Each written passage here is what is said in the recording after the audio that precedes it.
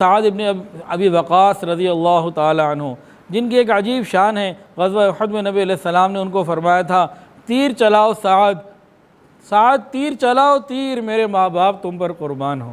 یہ وہی صحابی ہیں جن کو نبی علیہ السلام نے ایسے فرمایا ہو کہ سعد تیر چلاؤ، میرے ماں باپ تم پر قربان ہو۔ سعد ابن ابی وقاص رضی اللہ تعالیٰ عنہ جس مسلمان ہوئے، اس وقت یہی دور گزر رہا تھا جس کا بھی ہم سیرت میں تذکرہ کر رہے ہیں۔ 17 سال آپ کی ٹوٹل عمر تھی، لیکن ان 17 سال کی عمر میں جو اس عمر کے لوگوں کے مشغلے ہوتے ہیں ان سے ہر چیز سے دور، ان کو اس عمر کے لوگ بلاتے ہمارے ساتھ کھیل تماشے گانا فلاں، کسی چیز کے قریب نہ جاتے، بچے رہتے۔ بہت زیادہ فکر کہاں ہوتی؟ تیر اندازی میں، تیر کا نشانہ ٹھیک کرنے میں، تیر بنانے میں، اور اسی قسم کی تیاریوں میں، کمان کو ٹھیک کرنے میں سارا وقت اسی پہ لگایا کرتے تھے۔ ان کی محنت دیکھ کے ایسا گمان ہوتا ہے کہ شاید قدرت بلکہ یقیناً قدرت ان کو ایک بڑے کام کے لیے تیار کر رہی تھی اور اس تیاریوں کے اندر مصروف تھے۔ ان کا دل قدرتاً ان اخلاقی برائیوں سے اور ان طرح کے معاملات سے پاک اور صاف تھا جو کہ مشرکین مکہ کے تھے۔ ان کے پاس کوئی بات تو تھی نہیں دلیل کے طور پر، لیکن دل بے چین رہتا تھا کہ اندھیرے دور ہوں اور کوئی ایسی صاف چیز سامنے آئے کہ جس کے اوپر انسان زندگی گزارے۔ اسلام داخل ہونے والے مردوں میں ان کا نمبر تیسرا آتا ہے، مردوں میں تیسرے ہیں، اور اکثر اوقات بڑے شان کے ساتھ اور بڑے طریقے سے کہا کرتے تھے، فرمایا کرتے تھے کہ 7 روز تک اسلام میں میرا تیسرا حصہ تھا، یعنی شروع کے پہلے ہفتے میں اسلام قبول کرنے والوں میں سے تھے۔ نبی علیہ السلام ان کو بہت محبت دیتے، بڑی عزت دیتے، بڑی توجہ، بڑی اپنائیت دیتے، کیونکہ بہت شریف تھے، فرما بردار تھے اور ہمت والے تھے۔ چائنا کے اندر گانزو میں ایک صحابی کی قبر ہے۔ الحمدللہ کئی مرتبہ وہاں جانے کا موقع ملا، جب بھی کینٹن فیئر میں جانا ہوتا تھا تو وہاں جو صحابی ہیں نا، ان کا نام ہے ابی وقاص رضی اللہ تعالیٰ عنہ، ابی وقاص، اور یہ ہیں سعد ابن ابی وقاص۔ تو وہاں سعد نہیں لکھا ہوا، تو اکثر لوگ چائنا میں جانے والے ان کو سعد ابن ابی وقاص سے یاد رکھتے ہیں، وہ صحابی ہیں لیکن سعد ابن ابی وقاص نہیں، ابی وقاص رضی اللہ تعالیٰ عنہ ان کا نام ہے۔ تو سعد ابن ابی وقاص رضی اللہ تعالیٰ عنہ کا تعلق بنو زہرہ سے تھا۔ بنو زہرہ کون سا قبیلہ ہے؟ نبی کریم صلی اللہ علیہ وسلم کی والدہ ماجدہ حضرت آمنہ بنت وہب بنو زہرہ سے تھیں، اور یہ بنو زہرہ سے تھے اس لیے نبی علیہ السلام کے رشتے کے ماموں لگا کرتے تھے، اور ان کو نبی علیہ السلام کا ماموں کہا اور بولا بھی جاتا تھا۔ بلکہ ایک دفعہ کیسا پیارا واقعہ ہے، دل خوش ہو جائے گا انشاءاللہ۔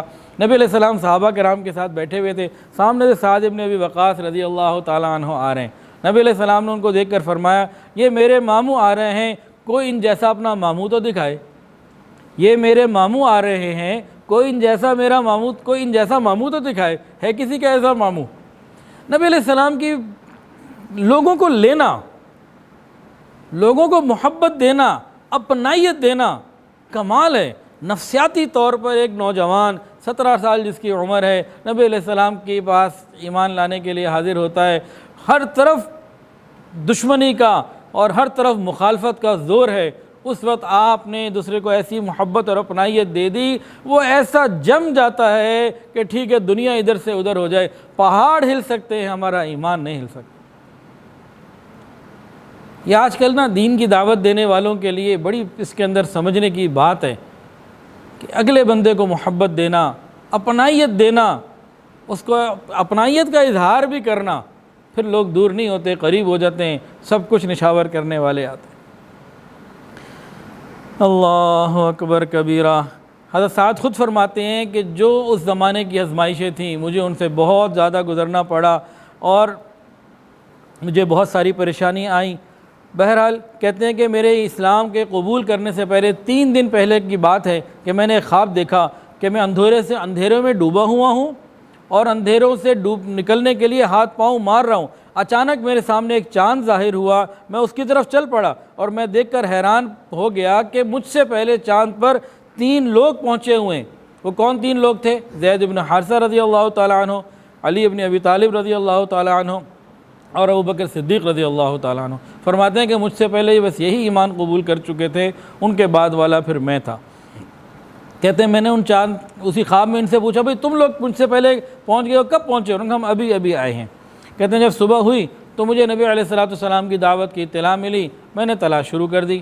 جیسے ہی مجھے اطلاع ملی کہ نبی علیہ السلام فلانی جگہ محلہ جیاد کی گھاٹی میں ہیں، میں وہاں پہنچا۔ نبی علیہ السلام نماز پڑھ رہے تھے، فارغ ہوئے، اسی وقت میں نے نبی علیہ السلام سے ملاقات کی اور فوراً نبی علیہ السلام پر ایمان قبول کیا، کلمہ پڑھ لیا۔ اب میں گھر آیا، ماں کو بتایا، ماں تو ناراض ہو گئی، کہنے لگی سعد تمہارے جیسا فرما بردار تو اور کوئی بھی نہیں تھا، یہ تم نے کیا کیا؟ اب میں کھانا پینا بالکل چھوڑ دوں گی۔ ایک ایسا دین ہے کہ جو تم نے اپنے ماں باپ کے خلاف اختیار کر لیا، اللہ کی قسم تم اپنے نئے دین کو چھوڑ دو ورنہ مرتے دم تک میں نہ کھاؤں گی نہ پیوں گی۔ حضرت سعد ان کو سمجھا رہے ہیں کہ ماں خیال کرو، بات کو سمجھو، کھانا پینا کیوں چھوڑتی ہو؟ اب وہ اپنا غصہ کرتی رہی، کہنے لگی، ماں کہتی ہے کہ تمہارا سینہ اس وقت غم سے پھٹ جائے گا جب تمہاری ماں بھوک سے مر جائے گی، ندامت اور شرمندگی سے تم تباہ ہو جاؤ گے اور لوگ زندگی بھر تمہیں تانے دیتے رہیں گے۔ اب اگر تم یہ ذلت چاہتے ہو تو تمہاری مرضی، اور ماں کو چاہتے ہو تو ٹھیک ہے، تم اپنے اس دین کو چھوڑ دو اور واپس اس پر آ جاؤ۔ انہوں نے کہا ماں میں ایسا کبھی نہیں کر سکتا کہ اس دین کو چھوڑ دوں۔ ماں نے کہا ٹھیک ہے، پھر میں بھی کچھ نہیں کھاتی پیتی۔ کئی دن گزر گئے، نہ ماں نے کچھ کھایا نہ پیا، اور ماں کمزور بھی ہو گئی اور پریشان نڈھال بھی ہوئی۔ یہ کہتے رہے کھا لو، کچھ کھا لو۔ ماں کہتی یا تو تم اپنا دین چھوڑ دو، واپس آ جاؤ، میں کھاتی ہوں، نہیں تو پھر ٹھیک ہے، مجھے اسی طرح میں نے جان دے دینی ہے، میں مر جاؤں گی۔ گھر کے اندر یہ حال ہو اور سگی ماں اس طرح بات کر رہی ہو۔ اب حضرت سعد ابن ابی وقاص رضی اللہ تعالیٰ عنہ کا قول میں آپ کو پڑھ کے سناتا ہوں۔ کہنے لگے میری والدہ محترمہ، بے شک میں آپ کے ساتھ شدید محبت رکھتا ہوں، لیکن اللہ اور اس کے رسول کی محبت مجھے آپ کی محبت سے زیادہ ہے۔ اللہ کی قسم میری ماں اگر آپ کی 1000 جانیں ہوں اور وہ سب آپ جانیں ایک ایک کر کے نکال دیں، 1000 دفعہ آپ کو موت آ جائے، تب بھی میں دین کو نہیں چھوڑ سکتا، تب بھی میں محمد رسول اللہ کو نہیں چھوڑ سکتا۔